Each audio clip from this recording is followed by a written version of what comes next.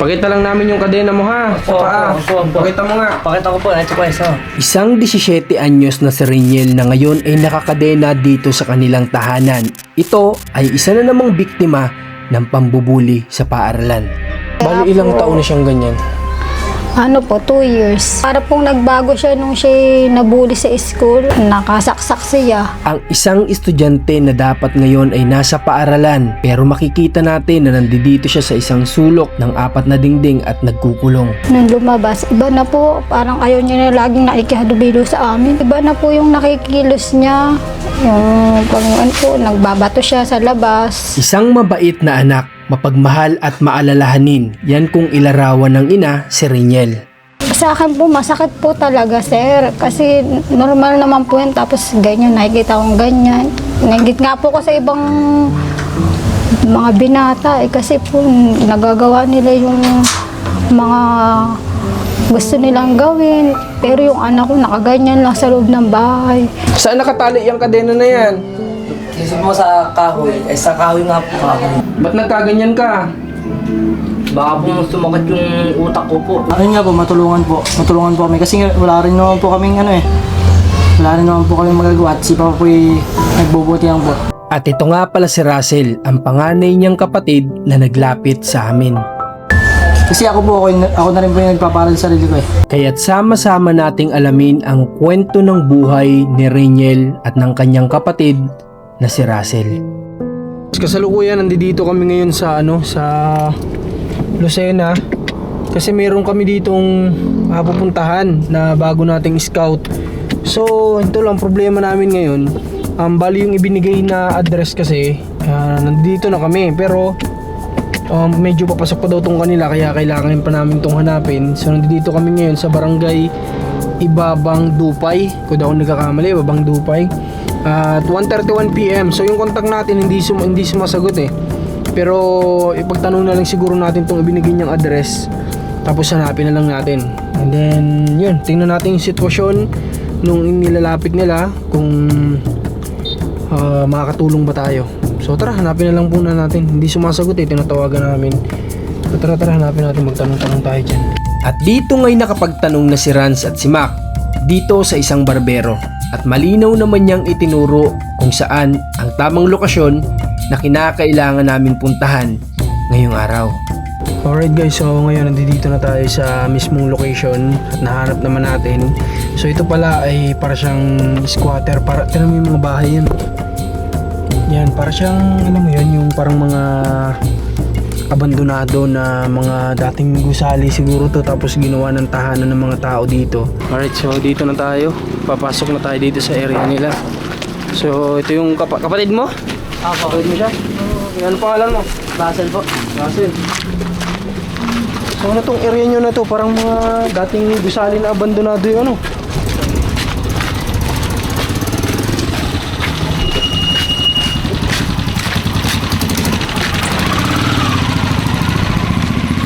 So siya yung nag-contact sa atin na nilalapit niya yung kapatid niya.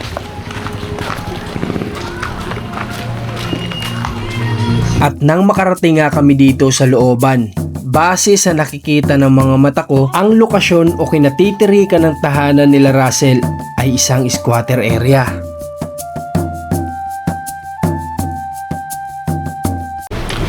Tara guys, so may tugtog kasi, nakiusap muna tayo na baka pwedeng patayin muna. Ito na yung bahay nila. Ito na Ayun po siya mama. Ayun ang mama mo? Pasok po. Dayo, pasok ko kami. Parang bata pa kayo na ya. Ay, ano to? Bahay nyo talaga to? Bahay po namin.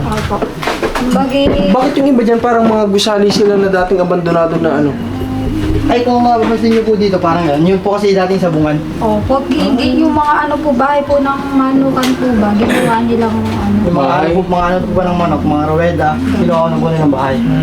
Ilan po kayo nakatira dito? Diyan po yung nanay po, dito po kami. Anak mo yun siya?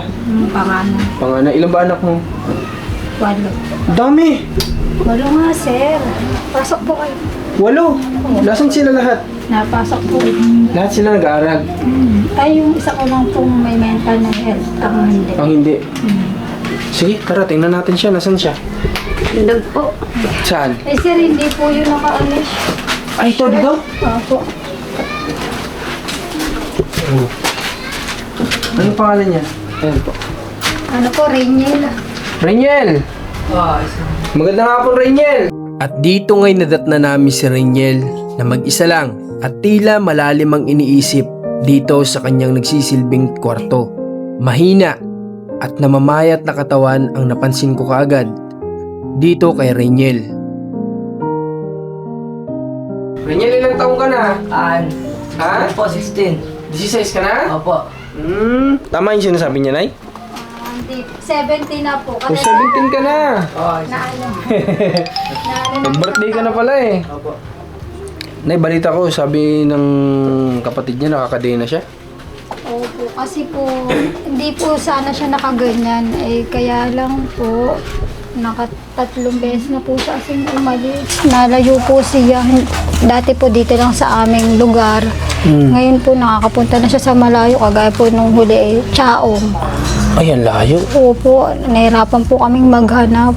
Tapos nung nakita nga po namin nung asawa ko, nanay ko, ano na, tsura niya talaga. May mga tao pang kumuha ng pera niya, kumbaga sinaktan siya. Grabe naman. Opo. Ganyan na nga yung sitwasyon. Yun nga Siya pa yung po, kinuha ng pinagtulungan, pera. kuhanin yung kanyang short, damit niya, Hindi tapos yung nakaubo. pera. Hindi po, buti pala naka-short, yung damit lang po at mga tsinelas ang ano. Kinuha. Opo, yung pera niyang kapit. Bali, ilang taon na siyang ganyan? Ano po, 2 years. 2 taon na. Opo, nito lang po namin siyang March ginanyan. Ano nangyari, Nay? Ba't siya nagkaganyan? Anong pinagsimulan po? Para pong nagbago siya nung siya nabully sa school, tapos ano po siya yung nagkaroon po ng trouble, yung anuhan sila. Napaaway? Opo, tapos nga po nakasaksak siya. Yun po. Napatay niya? Hindi naman po, buhay naman po. Nagkaareglohan. Nagpabayad po eh. Baka napapaaway kasi binubuli. Yun nga po, inalaman ko pong binubuli. Tapos yung lagi siya inaano maipagsuntukan. Parang inuudyukan. Opo, tapos tinambangan sa labas. Naghingi siya ng tulong sa kanyang barkada. Yung mga kasing din po niyang dibnen, gano'n. Yun, tinulungan po siya. Kaya lang po ay meron po pala silang dalang patalim. Binigay po sa kanya yun. Na ano po niya. Tapos nung na-DSWD po siya, nung lumabas, iba na po. Parang ayaw niya na laging naikihadubilo sa amin. Ibig sabihin ay na-depress siya doon sa Yun po, nangyari. siguro po. Na-depress. Parang Ang pinagmulan, pinakaunang-unang nakikita ko marahil binuli. Tapos, syempre, kapag ang bata, kapag ang tao napupuno din yan ay, so, nahit na yung limit niya sa yung pasensya niya. Yun nga po. Kaya pumapatol na siya. Yun nga po. Hanggang sa umabot sa ganun, Sabi ko po, wag nang okay lang pag ano, kung may palampasin na lang. Pero sabi niya sobra na daw po. oo, di yun nga yun. Ano yun na, tumigil na siya sa pag-aaral buhat nun. Opo, ayun na po niyang pumasok eh. Tsaka po yung school naman, pinalipat na rin po siya ng ibang school. Eh, kaya lang po, ayaw na po niya talagang pumasok. Kaya po, kaganyan po siguro. Sabi naman po nung iba, baka raw po may barkadang ng barkada, kaya yung Pinagamit ang droga. pinagamit. Nasobrahan ko. Ano na lang pong ano. Pero ang nakikita ko baka na-depress yan, Nay. Kasi natakot siya siguro dun sa nasaksak niya. Opo, kasi pag po siya nag-aalma, ganun din po lagi ang imig niya. Yung parang susuntukan, papatay. Yung mga ganung po ba, Ay action. di yun nga yun, Nay. Na siya dun, na trauma yan. May trauma, may na-depress dun sa nangyari. Kasi nakasaksak, sabi mo eh. Opo. So may halong takot yung baka mamaya naisip niya baka anong gawin sa kanya, kulong siya, ganyan. So nagkaroon ng takot siguro. So may 2 taon na pala, no? Opo, na ganyan po siya. Pero po yung nakaano yung kanyang pa. Ngayon lang pong buwang ito. Anong nangyari? Eh, iba na po yung nakikilos niya. Yung nagbabato siya sa labas. Anong paa? Anong sabi mong paa? Yung inano po namin muna yung paa niya, tinali po muna namin. Nay, bali, ganito. Ilang buwan o taon nang nakakadena itong anak mo? Hindi po ngayon lang buwan po namin ginanyan kasi po layas na layas. Okay. Dito lang pong March. So, ibig sabihin, sa madaling salita, yung sabi mo kanina, napilitan kang ikadena. Po namin. Kasi ano nga po, ang hirap po bang maghanap. Hindi na po lagi At saka kami may baka mas pera, lalong sir. mapasama Opo, kasi. yun nga po ang iniisip din namin. Baka mabalitaan namin, patayin na kung saan po na. Oo. Pero bilang nanay, ano pong pakaramdam na nakikita mong nakaganyan ang anak mo? Sa akin po, masakit po talaga, sir. Kasi normal naman po yan. Tapos ganyan, nakikita kong ganyan. Nagigit nga po ko sa ibang mga binata. Kasi po, nagagawa nila yung mga gusto nilang gawin. Pero yung anak ko, nakaganyan lang sa loob ng bahay. Walang magawa, hindi nakakapag-aral. Mga ano po, sakit po. Kung may magagawa nga lang po kami, yung po bang mapagamot siya. Tsaka nakikita ko bilang magulang, hindi mo naman gugustuhin. Hindi po talaga, sir. Kahit po marami akong anak, na ano po naman, na-askaso. Eh, wala. Ang gusto lang po talaga namin, sir, ay ano talaga yun, mapagamot yan, ba? Para po hindi na po siya nakaganyan. Ang hirap din po kasi, sir. Anong sakripisyo yung ginagawa mo sa anak mo na ngayon nakaganyan siya? Siyempre, sir, yung umaga, ano siya, pakainin, nadumi po yan, yung higaan niya, pag ano, tatapon, lalaban mo lagi. Sino naglilinis? Ako po, mas lamang po ako kasi ako po ang nanay eh. Bago po ako mag-abiyad ng bata, pagpasok, siyempre kasunod na po siya. Dilinisan ko po. Grabe, nung nangyari dahil lang sa pambubuli, yan yung naging resulta. Kasi may tendency, sir, yun, pag naabot talaga, binabato sa'yo yung ano, Anong binabato niya? yung pinagkainan, yung baso. Ay, ganun. May time nang may natamaan sa inyo, wala naman. Ay, ako'y naiwas, sir, pag ganung alam kong nag-ano na. Pag minsan hindi naman niya sadya, siguro, ba't nambabato siya? Iiwas na lang po para hindi tamaan. At talagang binabato niya yung kanyang pinggan, kaya po hindi pwede yan. Pero kung wala naman siyang hawak na ganyan, hindi naman siya na... Hindi naman po, sir. Okay naman. Pwede ba natin siyang papuntahan sa loob? Opo, sir. Ay, okay lang po ba siya nakaganan, sir? Wala nang problema, may tabing naman eh. Oh, sige po, okay lang Tara. po. So magdadala lang ako ng bangko ko dun sa loob. Tara guys. Anong ulit pangalan niya? Rainiel po. Reniel! Bakit po? Oh, takpan mo yung ibon mo. Oh, takpan mo yan. Ako si Kuya Marcos. Opo. Papasok ako ha. Opo. Magkwentuhan tayo. Opo, saan po? Kamusta ka naman? Ano lang po? Ano nangyari sa'yo? Po, Ano nangyari? Ba't nakagaganyan ka na? sumakit po yung inukot yan. Sumakit ng tiyan mo. Po. Nasaan yung kadena mo? Patingin nga. Ito po. Kuya. Tama. Nakakausap naman. Masakit? Hindi naman. Masakit po. Bawa naman. Saan nakatali yung kadena na yan? Lisod mo sa kahoy. Sa kahoy nga po. Kahoy. Sa kahoy. Labas mo nga yung paa mo, titinan ko. Opo.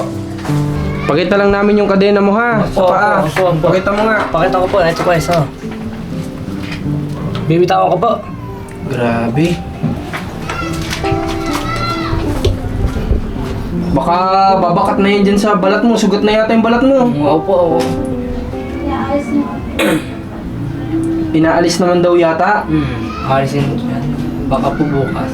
Nagkain ka na. Opo, kumain na po ako. Busog po ako. Busog ka. Opo. Ba't nagkaganyan ka? Baka po sumakit yung utak ko po. Reniel, hindi mo namimiss mag-aral. Ay, namimiss ko po. Oo. Opo. Gusto mo na mag-aral ulit? Opo, opo. Magpagamot ka muna. Opo, opo. Kung ipapagamot kita, papayag ka? Opo. Para gumaling ka na, makabalik ka na sa pag-aaral, ha? Opo. Kasi kawawa naman si mama mo. Oh. Sabi niya, gusto niya daw ikaw makapag-aral ulit. Opo. Kasi nalulungkot daw siyang nakikitang nakaganyan ka. Oo.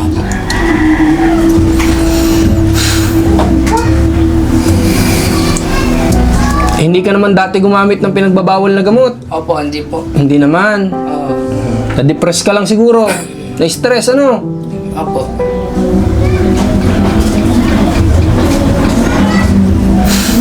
Bakit gusto mong bumalik sa pag-aaral, Reniel? Para po makapagtapos sa pag-aaral.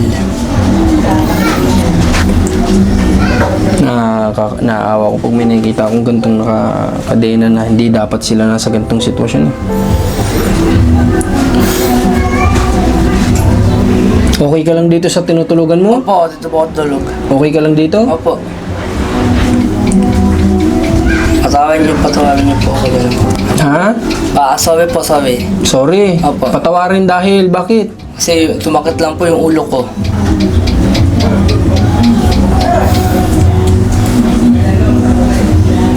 Grabe. Reniel, kapag ipapagamot ka namin, sasama ka sa amin, ha? Opo, opo. Para gagaling ka na, para alis ka na dito sa kwarto na ito. No. Tapos babalik ka na ulit sa pag-aaral mo. Makikita mo na ulit ang labas. Hindi mo ba namimiss ang labas? Namimiss ko po. Oo. Kaya kailangan mong gumaling. Balita ko, napaaway ka daw noon. Opo. Huwag mo nang isipin yun. Ang mahalaga naman naging maayos na yung lahat, ano?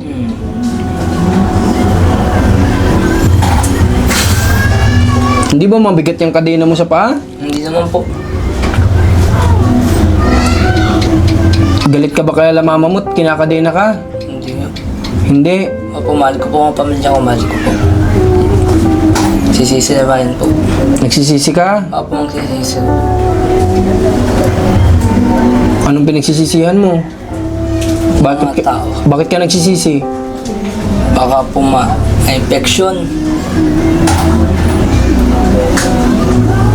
Huwag kang magagalit sa mama mo, ha? Opo. Kasi kaya niya ginagawa yan kasi lumalabas ka daw dito. O baka mas mapahama kapag nasa labas ka naglalakad. Kaya ginagawa nila mama mo yan. Pero kapag magaling ka na, hindi na natin kailangan yan. No? Tanggalin na natin yung kadena na yan.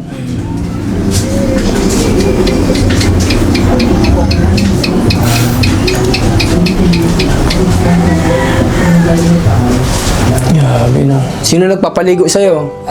Mama ko po si Cecil. Mama ko po si Cecil. Mama mo. Yung mga kapatid mo, dapat may binata ka palang kuya, dapat nagbabanding kayo.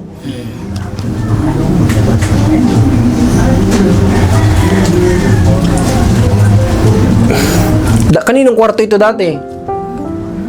Kaya Rochelle po. Kapatid mo? Opo. Kilala niya mga kapatid niya. May iniinom ka bang gamot? Reniel, wala. Wala naman po. Wala. Sige Reniel, ganito ha.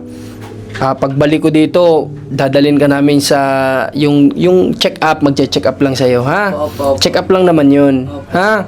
Tapos bibigyan ka niya ng gamot na iinumin para maging maayos ka na. Tapos makabalik ka na sa pag-aaral mo. Ha? Oo. Okay, sige, kakausapin ko lang si mama mo, ha, Reniel? Opo, salamat po.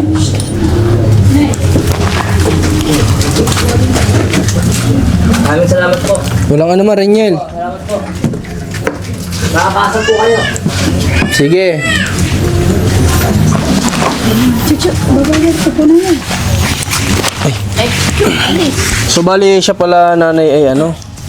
Wala siyang iniinom, ay, sorry, nalaglag. Wala siyang iniinom na gamot. Meron po, sir. Anong gamot yun? Saan galing yun? Nakakapagpa-check up din po kami.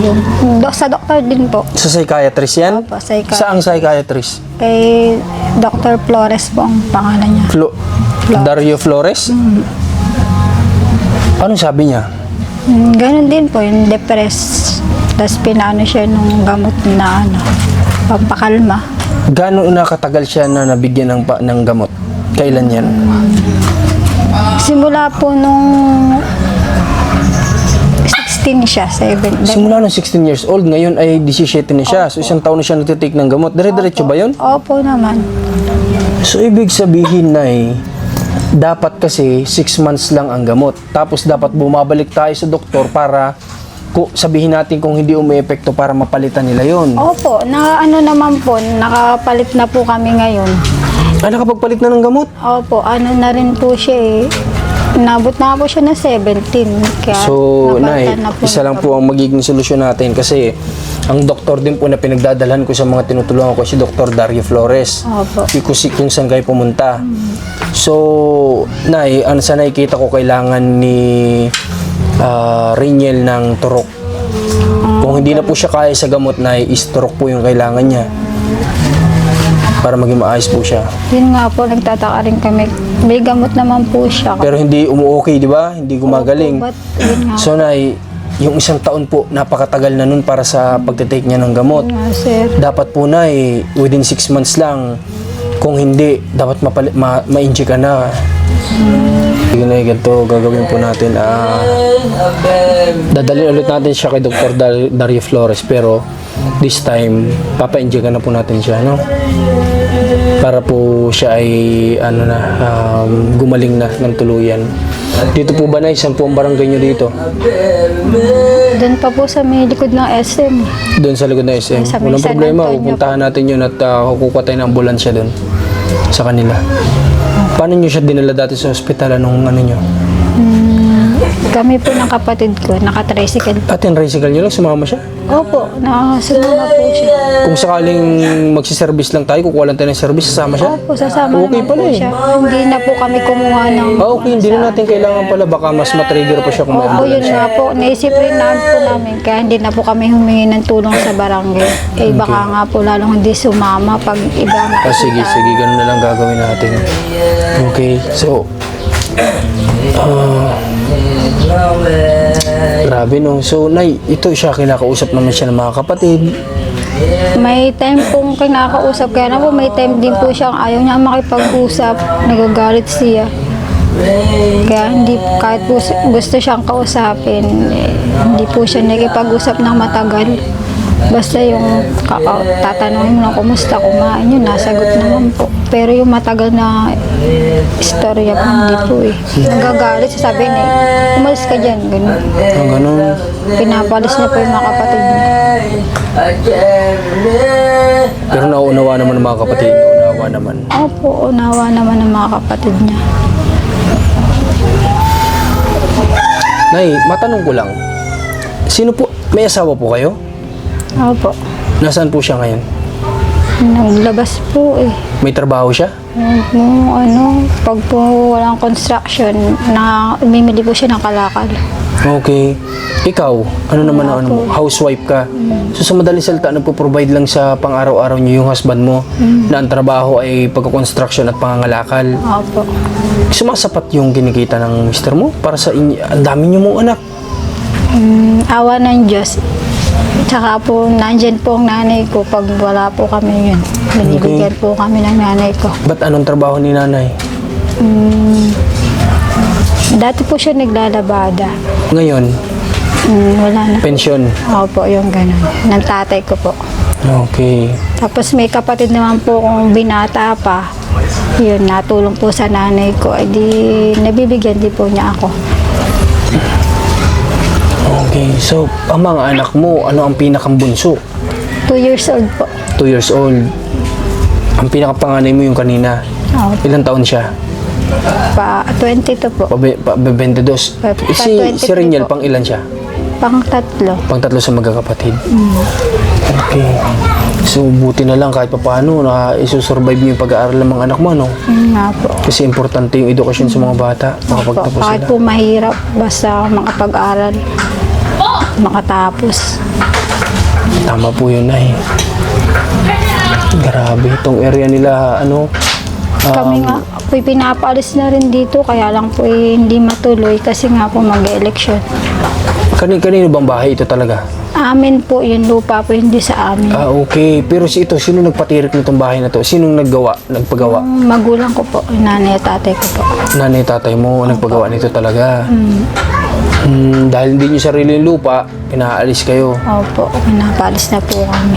Ano ba yan? Ang relocation po ata namin ay sa may May relocation naman pala. Mayaw Castillo. Bibigyan naman pala kayo ng paglilipatan. Opo, na babayaran din po namin a month. Na parang hulugan. Opo, At least magiging sarili nyo na Opo, yun. pag ano. Maganda yun. At least magiging sarili nyo.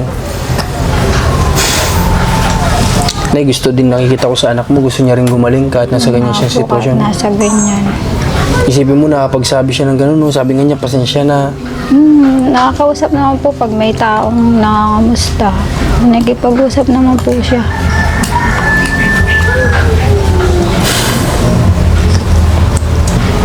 Umaga po ay yung isip lang talaga niya pag minsan naiba. May gabi po ba yan, nanay, siya na sumisigaw? Oo po, meron po. Lalo na po pag ano yung... Buti hindi ka nagugulat. Ay, sir, nakakagulat po talaga yung tulog na tulog kay... Tapos bigla siyang sisigaw ng malakas. Gano'n, magkakakanta. Eh, di, lalapitan po namin, paakalmahin. Kung ano pong may ibigay na, no, ipainom ng gatas. Basta tumigil lang po siya. Basta kumalma lang. Opo, kumalma lang. Grabe din dinanas ng anak mo dahil lang sa pambubuli na yun, no? Na ngayon, kung walang nangyaring ganun, dapat nasa school yun. Sa school dapat po yan eh, ano na. Kamusta ba si Reniel bilang isang anak? Kamustahin ko siya sa'yo? Mabait Nung hindi naman pa siya po. ganyan. Mabait naman pong bata yan. Kumbaga sa tahimik nga lang po, sir. Yun nga po sabi, pag tahimik, Ah, okay. Tahimik lang siya na bata. opo. Kung may lalarawan mo siya, tahimik talaga siya. Opo, na bahay, school. School, bahay lang siya, ganun. Opo, nakapag-alaga nga po yun ng kapatid niya. Ah, ganun? Nagawa po ng gawaing bahay. Ah, ganun? Nagulat nga po kung ba't nangyari yung ganun sa kanya eh. Grabe, no? Nakapag-away siya. Kasi totoo yung huwag mong galitin na yung tahimik Yun na nga, tao. yun nga po sabi, huwag daw pong gagalitin at pag ganun. Dahil iba sila magalit. Opo, Totoo sabi pala yun. ganun.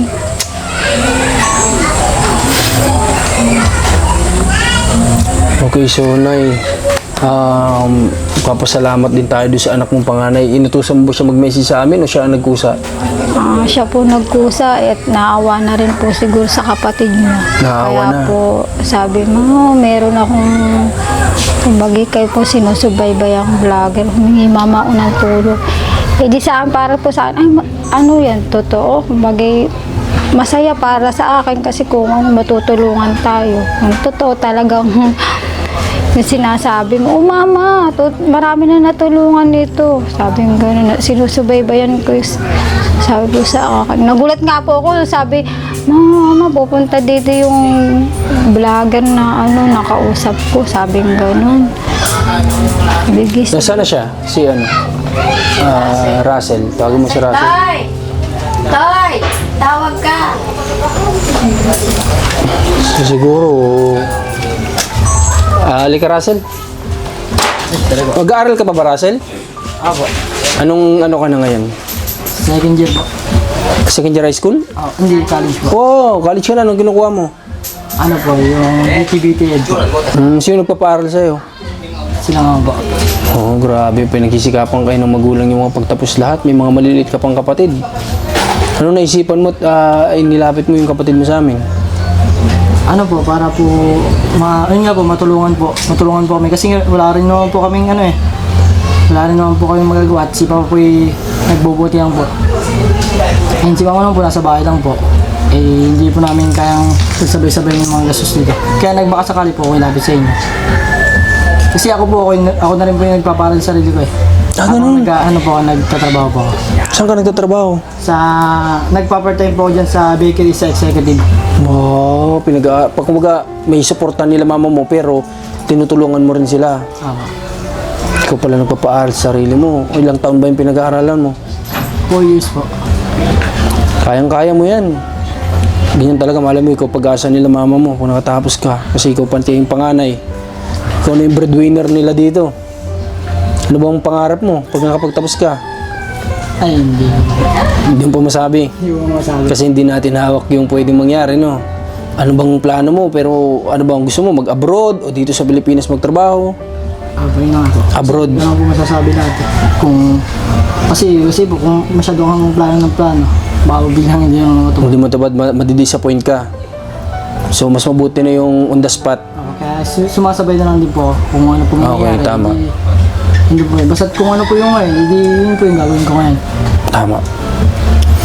So itong kapatid mo si Reniel gusto niya din gumaling Kinakausap namin kanina, sabi niya, oo daw, gusto daw niya magpagamot.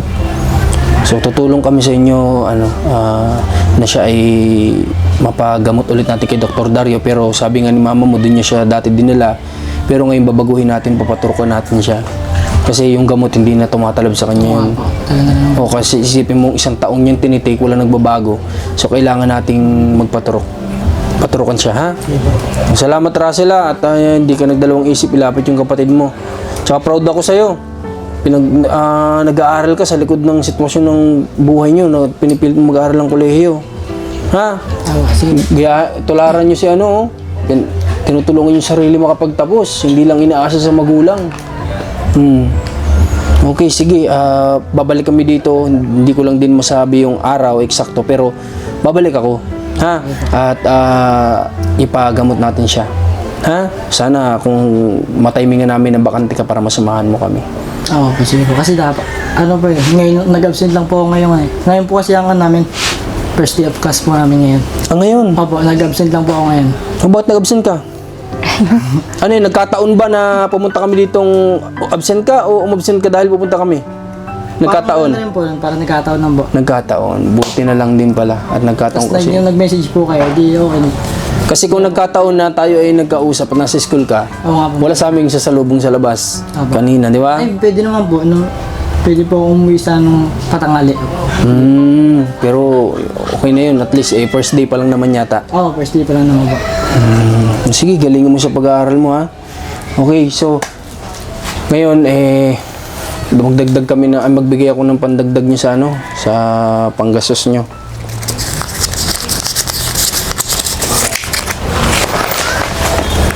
Ikaw na mag-aabot sa mama mo, panggastos niyo, ha?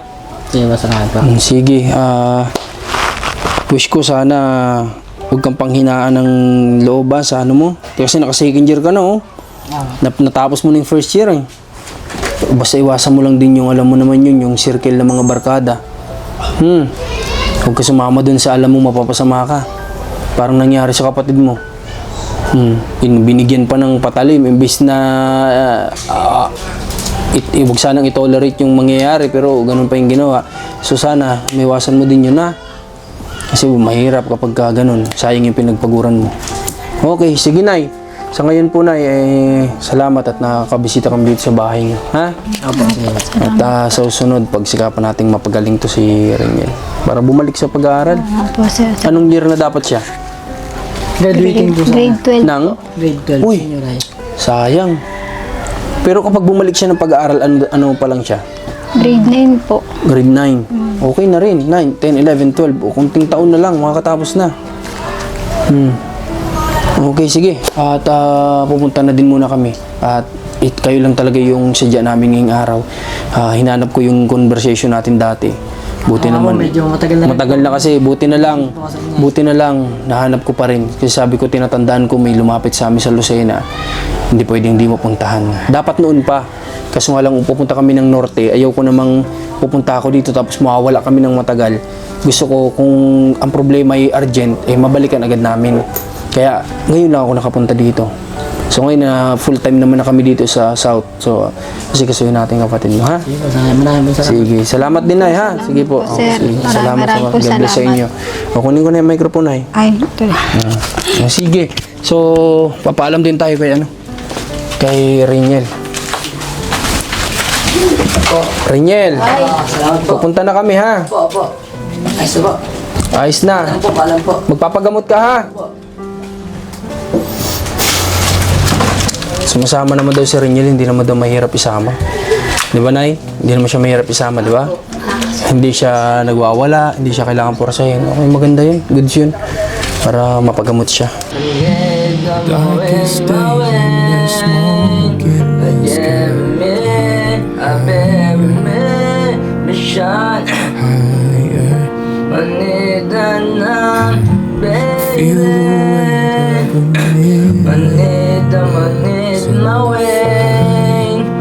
Jeremy, my baby. been on my own. Lost my way back home and been blinded from the light. I thought I'd be alright. My time has come, laying all of it down. I surrender, I surrender. Find me in the open, all the good and broken, nothing left unspoken. No, I am here, standing here. Find me in the open.